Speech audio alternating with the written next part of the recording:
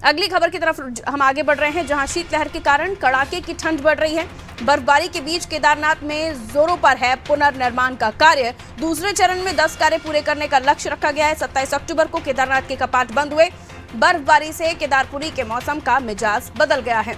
तो जैसे जैसे दिन बढ़ते जाएंगे ठंड और बढ़ती जाएगी, लेकिन बर्फबारी के बीच जो पुनर्निर्माण कार्य केदारनाथ का चल रहा है वो और भी जोरों से चल रहा है। जानकारी दे रहे हैं सोनू हमारे साथ जुड़े हुए। मौसम बदल रहा है लेकिन काम अपनी गति पकड़े हुए।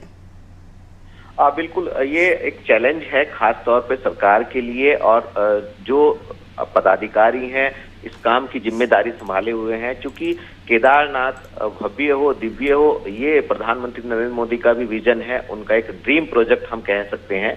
ऐसे में केदारनाथ में एक तरफ बर्फबारी देखने को मिलती है और दूसरी तरफ, हालांकि अब केदारनाथ के कपाट बंद हो चुके हैं, बावजूद इसके जब केदारनाथ का मौसम बदलता है तो वहां पर जो पुनर्निर्माण के केदारपुरी के जो कार्य हैं वो एक चैलेंज हो जाता है। और एक तरफ जहां कामकाज चल रहा है, फेज 2 के जो कार्य हैं वो कार्य गतिमान है, और दूसरी तरफ केदारनाथ का मौसम आप जानते ही हैं पारुल, बार बार बदलता रहता है। सुबह के समय धूप होती है तो कुछ समय बाद शीतलहर अपना प्रकोप दिखाने लगती है, और उसके बाद शाम के समय कई बार बर्फबारी देखने को मिलती है। तो जो केदारनाथ का, खास तौर पर केदारपुरी का जो मौसम है वो अपने आप में एक अलग मौसम है, और वहाँ बार बार मौसम बदलता रहता है।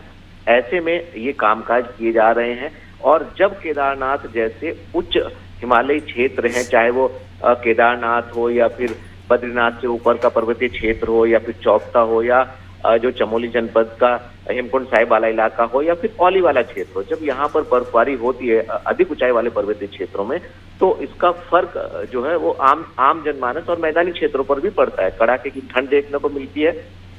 इसी के जैसे हालात नजर आ रहे हैं।